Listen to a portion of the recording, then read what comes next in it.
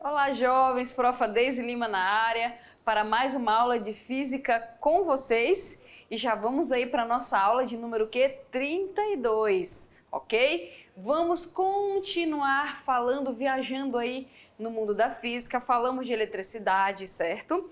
Falamos também de eletromagnetismo e nós falamos que o eletromagnetismo é a eletricidade e o magnetismo, certo? Falamos também, pessoal, em aulas anteriores, que toda corrente que percorre lá um condutor gera um campo magnético. Então, falamos também de magnetismo, certo? Mas hoje nós não nos aprofundamos no magnetismo e a partir dessa aula a gente vai falar mais do magnetismo, vamos falar também um pouco de história. Então, essa nossa aula hoje ela é bem teórica. Se liga lá, olha só. Então, na aula de hoje, vamos falar de magnetismo. Fenômenos aí, pessoal, magnéticos, certo? Olha eu aqui, fenômenos magnéticos, tá bom? Propriedades do ímã e campo magnético terrestre também. Então, hoje vamos falar bastante aí de magnetismo e vamos começar, pessoal, um pouco de história até para nós entendermos a origem do magnetismo. Porque teve uma época na física que a eletricidade e o magnetismo eram tratados como fenômenos o quê? Diferentes no sentido que não poderiam se relacionar um com o outro. Já o eletromagnetismo veio mostrar que corrente elétrica produz campo magnético, o campo magnético variável pode induzir corrente elétrica, certo? Mas o magnetismo, ele era estudado como fenômeno separado da eletricidade. Então vamos ver aqui, ó, um pouquinho de história. Sabe-se que o magnetismo não é novo, uma vez lá que desde o século 7 a.C. já eram utilizados seus conceitos. Textos gregos, jovens, apontam para a existência do magnetismo, propriedade de corpos presente numa região denominado o quê? Magnésia, daí vem o magnetismo, certo? E daí surgiu o nome, eles começaram a ver que certos materiais tinham propriedades de atrair outros materiais. Era com todos? Não, eram certos materiais que tinham essa propriedade. Então eles começaram a observar isso daí e começaram a estudar o fenômeno que estava relacionado a isso, certo? Bom, pessoal, olha só, Tales de Mileto, olha ele aí de novo. Lembram lá do Tales de Mileto? Nós falamos lá nas primeiras aulas, na parte de eletrização, que ele foi um dos primeiros conhecidos a ver essa propriedade que os corpos tinham de atrair outros. Ele pegou âmbar, né, que era um tipo de resina, ele atritou com outro material e ele começou a perceber que certos pedacinhos de palha, entre outras coisas, eram atraídos. E nós vimos aí a questão do campo elétrico, da questão da carga, né, e dos processos de eletrização. Então, Tales de Mileto, filósofo, físico e matemático grego, como nós já vimos aí em aulas anteriores, na unidade passada, foi quem observou a atração do ímã natural, certo? Ele também fez essa observação, a magnetita com ferro. Então, a magnetita da magnésia, né? Então, ele começou a perceber que a magnetita interagia com o ferro de uma maneira o quê? Atrativa, certo? Então, ele começou, pessoal, a perceber isso daí, ok? Em uma de suas viagens, constatou que pequenas pedrinhas tinham a capacidade de atrair tanto objeto de ferro quanto de se atrair. Então ele começou a estudar isso daí, né? A curiosidade despertou, ele começou a estudar essa interação que ocorria entre esses materiais, certo? Bom, pessoal, o que nós podemos falar mais aí? Tales, ele foi o primeiro a tentar explicar o fenômeno afirmado, que é a nossa magnetita aí, que é o minério magnético presente no solo, seria possuidor de uma espécie de alma. Então, ele falou que tinha alguma coisa ali interior que era responsável por esses fenômenos, certo? E que poderia comunicar vida ao ferro inerte. Então, ele pensava o quê? Tinha alguma coisa ali dentro daquela pedra, né, uma alma que poderia conferir vida a um pedaço de ferro, por exemplo. E por isso que ocorria esse fenômeno aí da interação de atração, ok? Entendido isso? Isso aí foi as primeiras especulações. Lembrando, pessoal, que há muito tempo atrás quando não se conhecia realmente os fenômenos, assim, a questão da explicação. Então, as primeiras explicações dadas foram essa daí, belezinha? Bom, mas continuando com essa parte da história, Tales não teria sido o primeiro a descobrir tal fenômeno na região. É claro que tinha outras pessoas, né? Outros aí filósofos gregos aí curiosos em relação aos fenômenos, tá? Conta a lenda, se liga aqui, né? Conta a lenda que um pastor de ovelhas do nome Magnês, Magnês, né? Magnetismo. Então, conta a lenda o quê? Que esse pastor aí, o Magnês, teria percebido que a ponta do ferro do seu cajado ficava presa quando ele encostava em determinadas pedras, presumidamente aí a magnetita, certo? Então, histórias também, né? Histórias que o povo conta, certo? Que foram transmitidas aí de geração para geração através de pesquisas. Também tem essa lenda, tá? Que além de Tales, esse pastor também, ele poderia ter feito isso daí. Pessoal, segundo alguns autores, o nome da região derivou-se, como eu falei para vocês, o termo aí magnetismo, até hoje usado para estudar fenômenos relacionados, certo?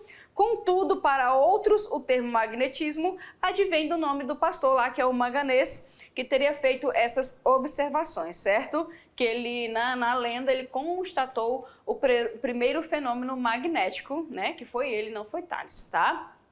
Belezinha? Então a gente tem aí essa batalha, né? Tá que nem Nikola Tesla e Thomas Edison, né, pessoal? De quem é a lâmpada? Eu defendo que é do Tesla, tá?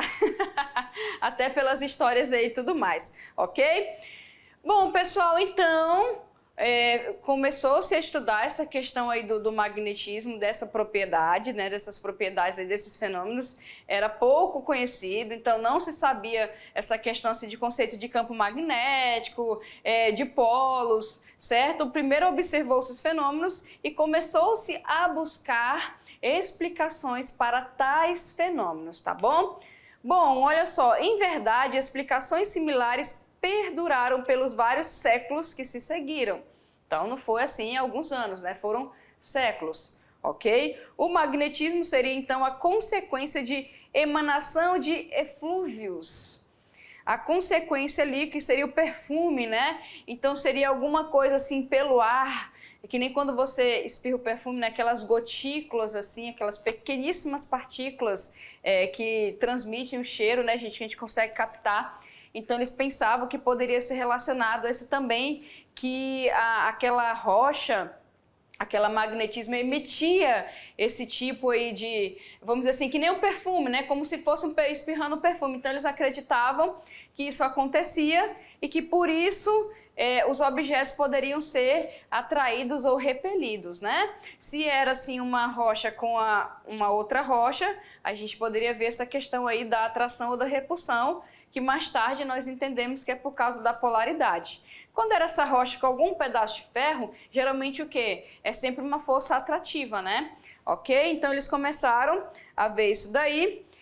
E também a própria palavra ímã deriva-se mais tarde da palavra aimante, né? Que não surpreender traduz aí por amante em português, né? Seria que a rocha ela emitia um perfume e a questão ali dos ímãs e dos ferros seriam seduzidos, né, gente, por aquele perfume, seriam atraídos. Então o ímã ele vem desse nome também, né?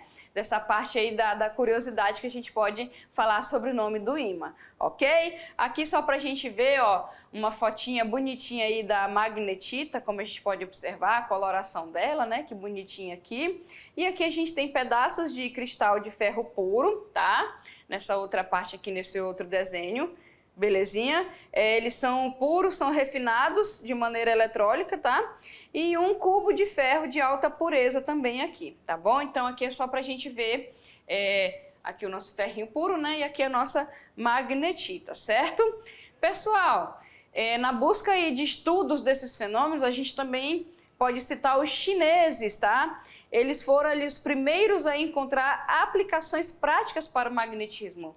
Porque até então, o magnetismo ele era um fenômeno que era observado somente para ser observado. Então é aquele fenômeno que você vê, mas você não aplica.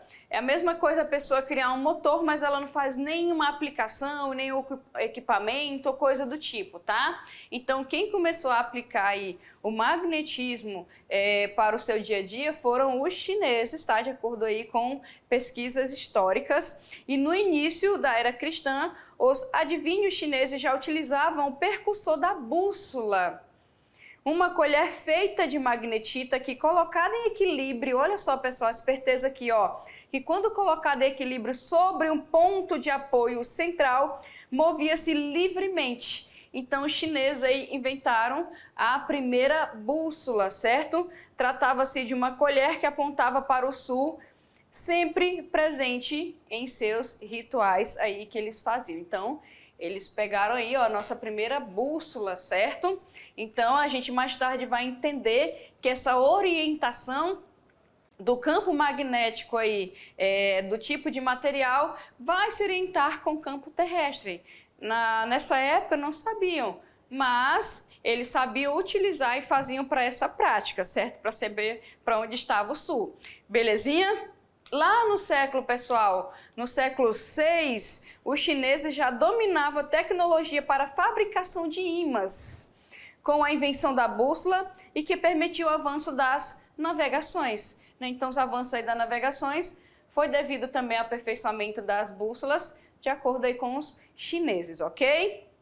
Bom, pessoal, olha só, esses fenômenos, como nós podemos ver aqui, não despertaram maior interesse, pelo menos até o século... Olha só, 13, pessoal, o tanto de tempo que passou. Então, aqui os chineses lá no 6, certo? Aperfeiçoaram a bússola e isso ajudou nas navegações, mas só que o magnetismo não era um fenômeno assim tão interessante, né? Estavam pensando em outras coisas. O pessoal começou a despertar mais lá no século 13. Olha só quantos séculos depois, certo? Quando começaram a surgir observações e trabalhos mais acurados aí a respeito da eletricidade e do magnetismo. Então, o pessoal estava observando tanto a eletricidade e o magnetismo. Olha, o magnetismo está interessante, né? O que a gente pode extrair disso dali? Então, bora estudar, ok? Delas, pessoal, decorreram o quê? De imediata conclusão de que os fenômenos elétricos e magnéticos teriam naturezas completamente distintas. Ideia que perdurou entre quantos séculos atrás aí, ó? Vários, né, pessoal? Então, como eu falei para vocês, até Oersted, que é o que nós temos conhecimento, quando ele fez a experiência, ele estava construindo circuitos para ver o efeito da corrente elétrica nos circuitos, e ele descobriu que quando tinha uma bússola perto desse circuito e através desse condutor ele fizesse passar uma corrente, ele conseguiu ver que a bússola se orientava. Bom, mas se a bússola ela se orienta por causa de um campo magnético, como é que a corrente no condutor estava orientando a bússola? Aí vem aquele estralo, pessoal. Nossa, olha só, como a gente falou em aulas passadas, professor Décio e eu. Passou o quê? Corrente no condutor gera campo magnético. Então, começou-se a ver que a eletricidade e o magnetismo estavam bem relacionados, certo? Mas isso só lá com Oersted. Até aqui, como foi falado séculos atrás, o pessoal estudava de maneira o quê?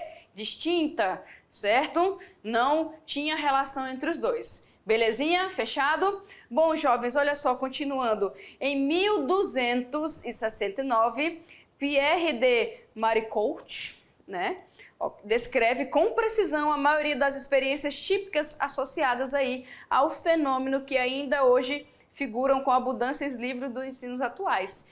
Então, olha só, né? O que você estuda muita coisa de magnetismo, este jovem aqui, jovem, né, gente, ó, 1200 lá vai bolinhas, ele escreveu.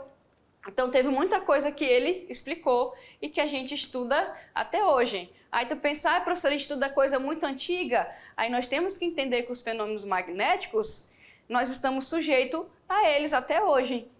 Então, aquele fenômeno lá atrás, eles continuam acontecendo nos dias atuais. Então, para você estudar uma coisa atual, você vai sempre estudar alguma coisa que alguém escreveu lá atrás para a gente poder entender. Belezinha, pessoal? Aqui é um retrato falado, né, do jovem aí. Bom, o que ele fez também? Ele usou aí a questão das nomenclaturas Polo Norte e Polo Sul, como eu falei para vocês, quando os fenômenos eles eram observados anteriormente, essa questão da interação magnética ali certo? Não tinha dado nome aos polos, ok? Ele veio aqui e deu esse nome aos polos, que o Polo Norte e Polo Sul também, associados aí aos polos magnético e a lei dos opostos se atraem, certo? Então ele começou a perceber isso também, que polos opostos se atraem e polos iguais se repelem, certo? Da mesma maneira que lá na eletricidade. Ok, pessoal? Bom, e o que ele observou também? Que o ímã, mesmo quando oriundo de fratura de um outro, encontra-se presente dois polos opostos. Como assim? Tu tem um ímã, certo? Ah, eu comprei um ímã daqueles ímãs de geladeira, por exemplo, um enfeitezinho colocou lá. Alguma coisa aconteceu, caiu no chão, ou você colocou em cima da mesa, colocou o objeto em cima, pronto, quebrou o teu ímã. Tu tem um ímã, quebrou o ímã. Ah, o ímã tem dois polos, quer dizer que cada ímã vai ficar com um polo? Não, ele escreveu e observou que se você quebrar o ímã em dois pedaços, cada pedaço vai ter dois polos. Se você quebrar em mais pedaços, cada pedaço vai ter o quê? Dois polos, certo? A gente fala que é um dipolo magnético e ele observou também e escreveu isso daí. Belezinha, pessoal? Bom, a gente falou aí da questão da propriedade do magnetismo, um pouco de história, certo? Nós falamos que o magnetismo, historicamente falando, veio lá da magnésia, ok? Quando viu-se que certos materiais tinham essa propriedade de interação com materiais específicos, como o ferro, ok? Veio essa questão da nomenclatura aí, de você falar que é dois polos, tá bom? E a gente vai falar também agora mais sobre fenômenos relacionados ao magnetismo, que são os nossos fenômenos, o quê? Magnéticos, tá? O magnetismo, ele é um fenômeno, como nós já falamos, de atração ou repulsão, observado entre determinados corpos. São todos que têm propriedade? Não, né, pessoal? Se você pegar um ímã e um pedaço de plástico, por exemplo, não vai acontecer nada, certo? Agora, se você pegar um ímã e uma moeda, aí já é outra história, certo? Então é um fenômeno que ocorre com certos tipos de materiais. Alguns materiais têm essa propriedade de interação magnética, belezinha? Chamado ímãs, entre ímãs e certas substâncias magnéticas. A gente tem o ímã natural e a gente também, que é o nosso ímã permanente, né? E também tem o ímã temporário, tá? O eletroímã, que ele veio justamente da criação da eletricidade com magnetismo. Se tu passa a corrente no condutor, gera um campo magnético, é muito utilizado em ferro velho para puxar sucata, porque tu ligou a corrente, gerou campo, pega a sucata, desligou a corrente, o campo magnético se cessou, tu derrubou a sucata, certo? Então a gente tem esse tipo de ímã aí. Quando veio a eletricidade e magnetismo, que é o eletromagnetismo, aí é que veio o eletroímã, aí é que veio os motores, tá, pessoal? Por enquanto a gente está estudando aqui de maneira separada, belezinha?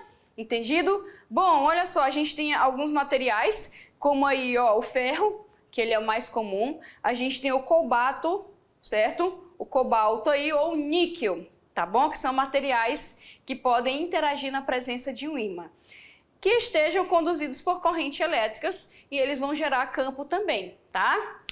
Bom, falando mais um pouco, todo ímã representa duas regiões distintas, em que a influência magnética se manifesta com maior intensidade. Geralmente aonde? Nos polos, né? Então, nos polos a gente tem aí que o campo ele vai ser mais intenso, tá bom, pessoal? Essas regiões são chamadas de polos, como foi falado aqui, e esses polos possuem comportamentos diferentes na presença de outros ímãs e são denominados Polo Norte e Polo Sul, como fez Mariotti lá em 1296, né? 1200 lá vai bolinha, certo?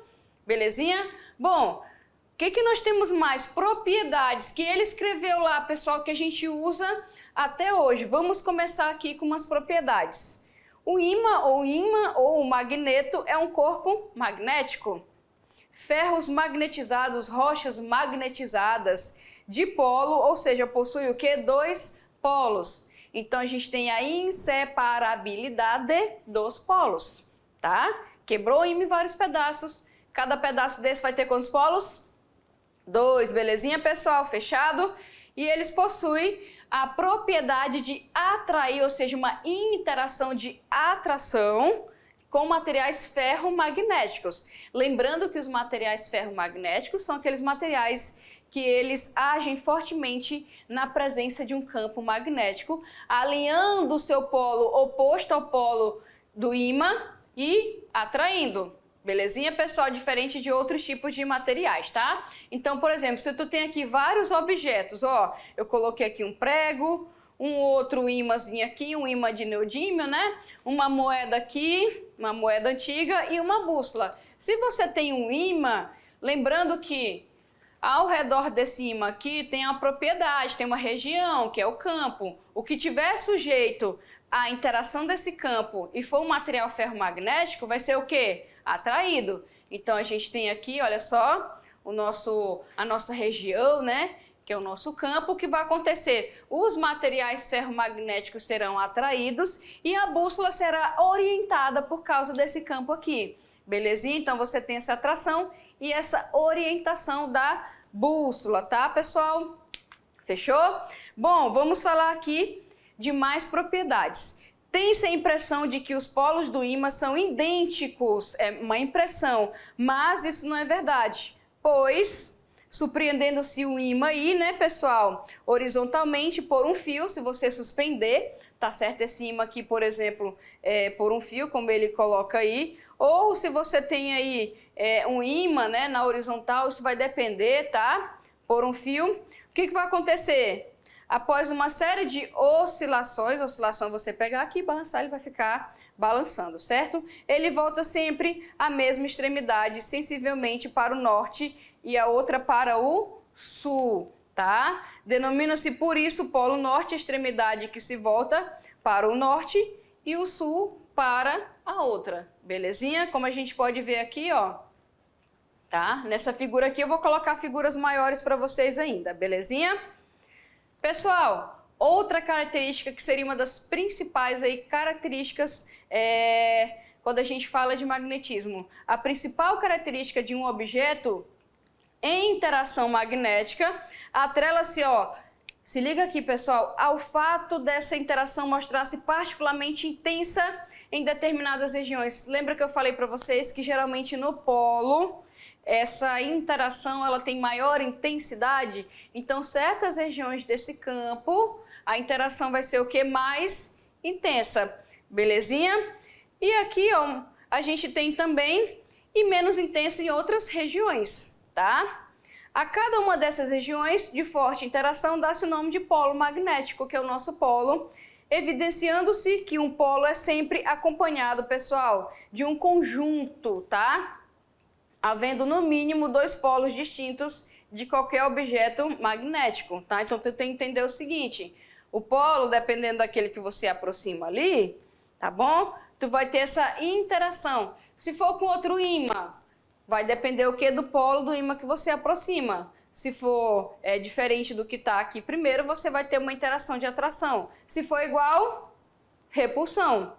Belezinha? E o objeto, professora, ferromagnético, vai ser sempre de atração, pessoal, porque cada objeto desse ferromagnético, a gente fala que ele tem esses ímãs elementares, né? Aqueles ímãzinhos assim elementares. Quando você aproximar o polo norte de um material ferromagnético, ele vai alinhar todo os ímãs elementares aqui para o lado sul, você aproximou o norte e o sul para cá, ele vai ser o quê? Atraído. Por exemplo, é por isso que atrai uma moeda, um clipe, belezinha? Então depende do material e depende do polo que você está aproximando, tá?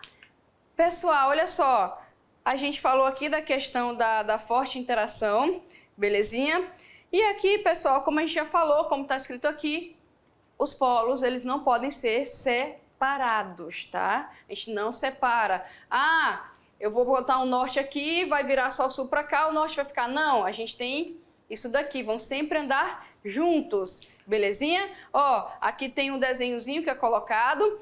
Aqui, pessoal, é uma foto de uma experiência. Se você pegar um ímã em formato de barra, por exemplo, e colocar embaixo de uma folha sulfite, e você jogar ali malhas de ferro, que é tipo umas linhazinhas, tipo um pó de ferro, ele vai mostrar a forma do campo magnético, certo? Então fica aí essa formazinha bem bonitinha, como vocês podem observar, tá? Todo ímã vai ser dessa forma? Não, vai depender do ímã. Belezinha? Fechado? Vai depender do ímã que você coloca aí, ok? Então, cada ímã, dependendo do seu formato, vai assumir um formato de campo magnético. Beleza? Fechado? Bom, aqui a gente vai falar dessas propriedades.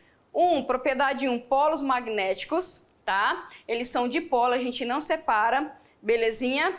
Então, a gente sempre vai ter um polo norte e um polo sul, quando você quebra um ímã, por exemplo, ok? A gente tem outras propriedades, que é de atração e repulsão, tá, pessoal? Quando você aproxima materiais magnéticos aí de polos opostos, você vai ter atração, e de polos diferentes você vai ter o quê? Atração, e de polos iguais, repulsão. Belezinha? Da mesma maneira que na carga. Lembrando, quando é um ímã e um material ferromagnético, sempre vai ser de atração. Belezinha? Fechado? Tá?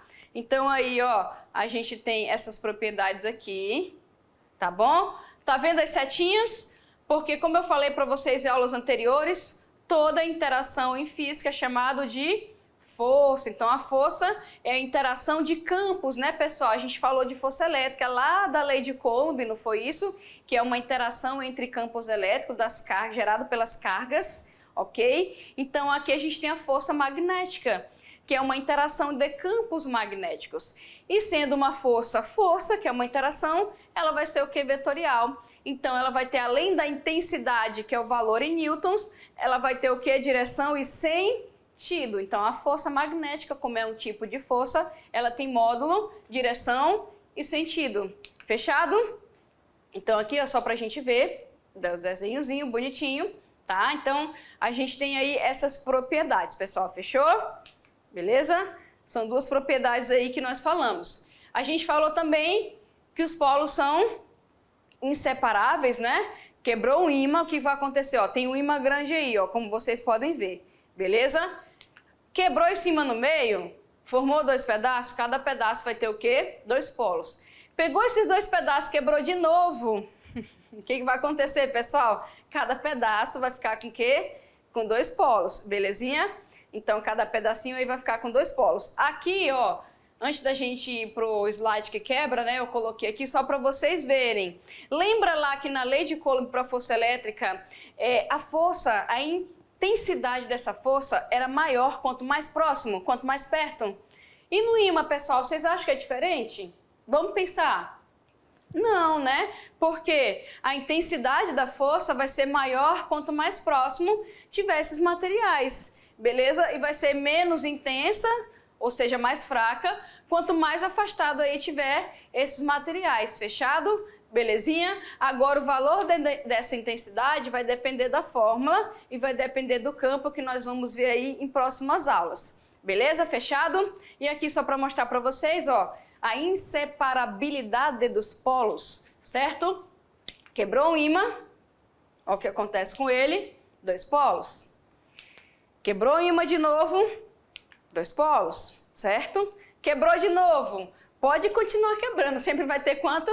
Dois polos, tá, pessoal? Então, você não tem um monopolo magnético, belezinha? Você tem dipolo magnético. Fechado? Ok? Olha lá, só para a gente terminar de fechar a figura. Bom, e os tipos de ímãs? Eu falei um pouquinho para vocês dos tipos. A gente tem o natural, tá? E você tem aí o artificial. Beleza? Que é aquele que resulta da fabricação de materiais que possuem propriedades magnéticas. Esse é o processo chamado de imantação. Ah, se você pegar, por exemplo, não sei quem já fez alguma brincadeira com ímã, quando você pega aí uma agulha, por exemplo, pessoal, você pega um pedaço de ímã e fica esfregando nessa agulha. Você está imantando a agulha. Se você colocar em cima de uma folhinha e colocar em cima de água, tu vai ter uma orientação. Porque você fez com que a agulha, em um certo instante, adquirisse propriedades magnéticas. Você estava imantando com o ímã natural, que é aquele que já vem feito aí naturalmente pela natureza, ok? O ímã natural, pessoal, mais comum é a magnetita, que é uma pedra aí vulcanizada em que consta óxido de ferro na sua constituição.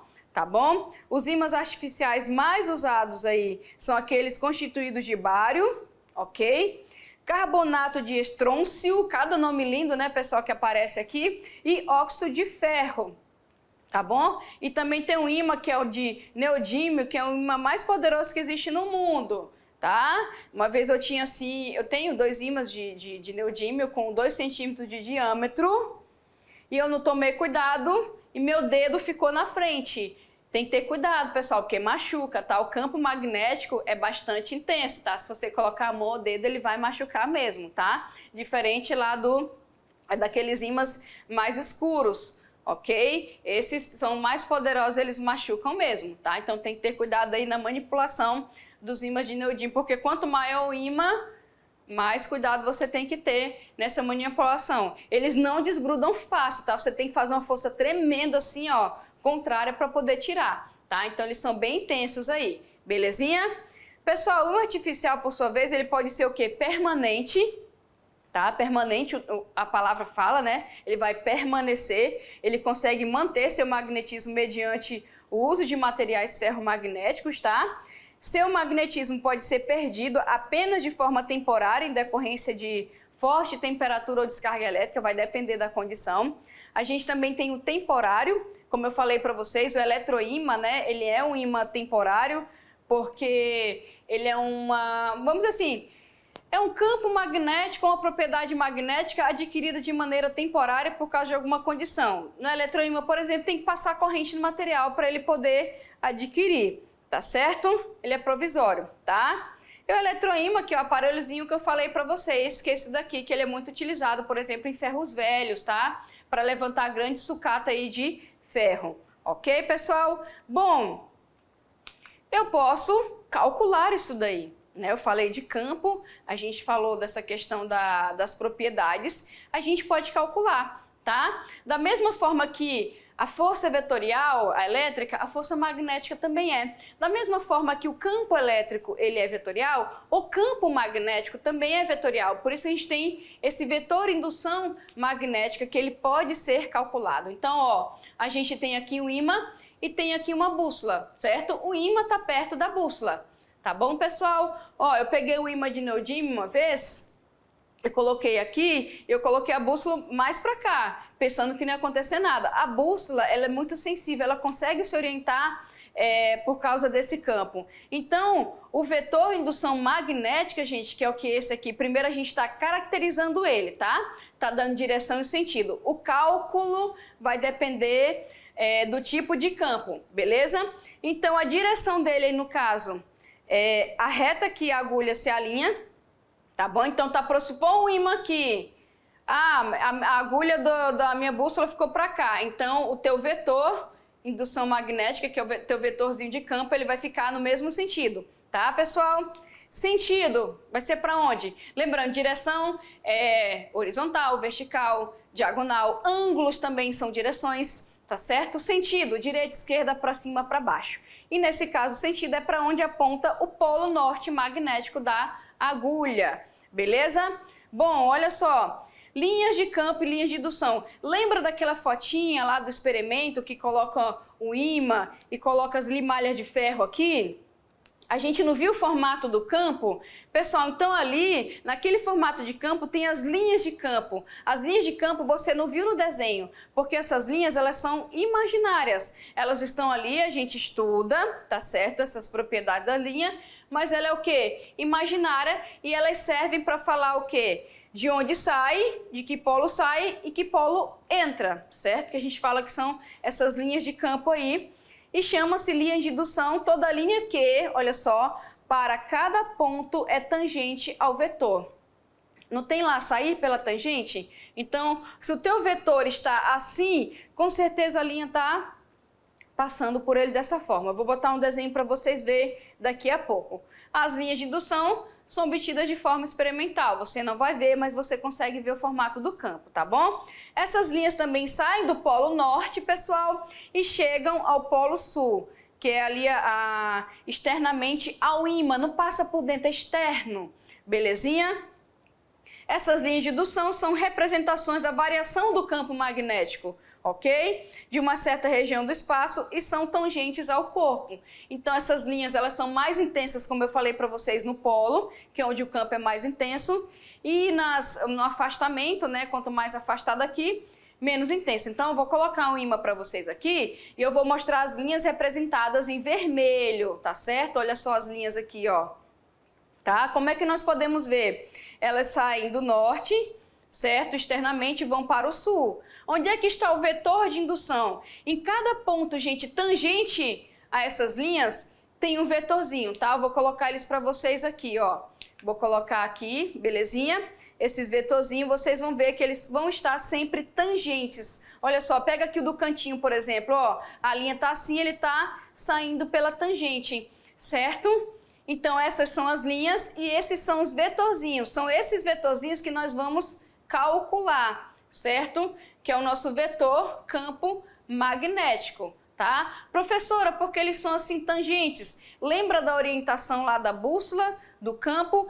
O vetor, ele sempre vai estar alinhado o quê? Com a linha, com a agulha da bússola. Então imagina que na agulha assim tem uma linha que passa, né? Então ele sempre vai estar, pessoal, alinhado com essa agulha. E vai estar sempre apontando para onde? Para o norte da agulha. Então isso daqui, ele está dessa forma porque ele está o quê? Sendo alinhado com uma bússola. Eu vou até mostrar para vocês aqui no próximo slide, ó. Tá aqui as linhas de campo.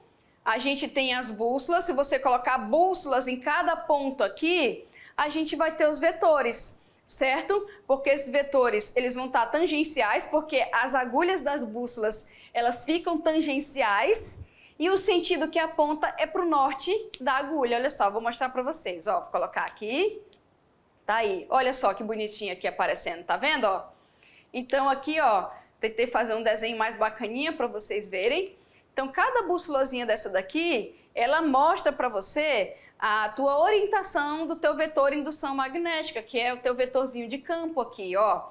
Então você vai ver que eles são tangentes e eles apontam para o norte da sua agulha. Então se as bússolas elas ficam dessa maneira no campo, a gente pode achar os vetores aqui, certo? Belezinha? Fechado? Ó, terminar de colocar para vocês aí. Beleza, pessoal? Bom, o que a gente pode trazer disso também? A bússola se orienta, ok? Mas aí a gente coloca em relação a quê? Por que as navegações elas foram mais bem-sucedidas com a questão da bússola? Aí aqui a gente entra na questão do campo magnético que é terrestre, certo?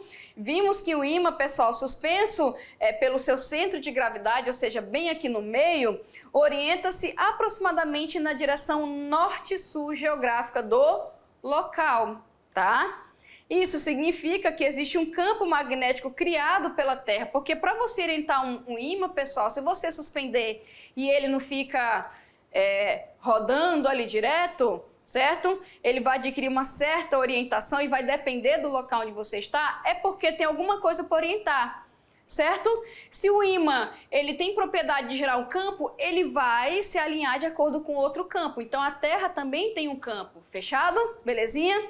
A Terra exerce sobre uma agulha magnética a mesma ação que um poderoso ímã. Belezinha? A Terra pode ser, então, considerada como um grande ímã, cujos polos magnéticos estão próximos aí dos polos geográficos. É por isso que tem essa inclinação aqui. Vocês já devem ter visto lá na geografia, né, pessoal? Belezinha? Olha só, o que a gente pode ver aqui também, certo?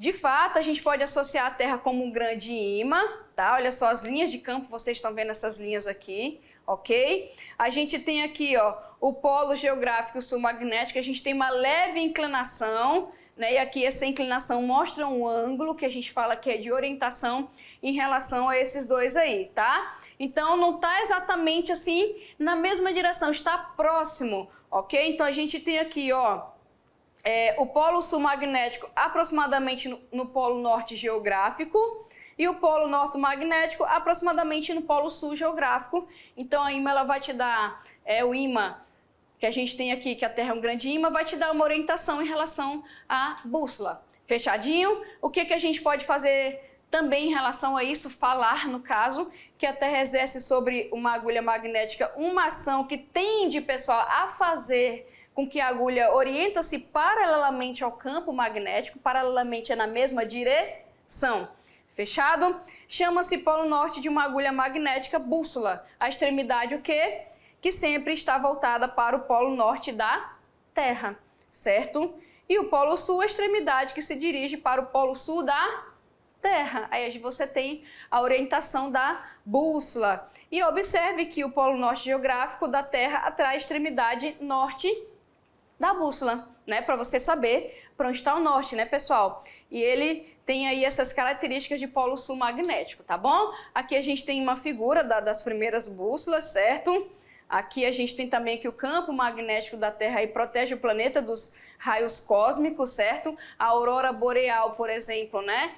Ela se dá-se através do nosso campo magnético, protegendo das tempestades solares. Vou até mostrar para vocês aqui a imagem, olha só. Certo? Ai, que lindo, a aurora boreal. É o sol, né, pessoal, tentando exterminar a Terra, aí o campo vai lá e dá aquela segurada, tá certo? Então é isso que tá escrito aqui, belezinha? Que a gente tem aqui essa questão da magnetosfera, que protege a nossa superfície, né, dessas partículas aí carregadas, tá? E onde é que a gente pode ver esse fenômeno? Vou colocar aqui para vocês. A gente pode ver aí, ó, a aurora austral, tá? Na Nova Zelândia, belezinha? E também a aurora boreal, que pode ser vista aqui. Então elas têm esses nomes, belezinha? Porque cada uma é em um local. Tá, pessoal? Fechado? Bom, falamos aí do magnetismo, um panorama geral, mas depois a gente volta com aquele resumo. Até mais!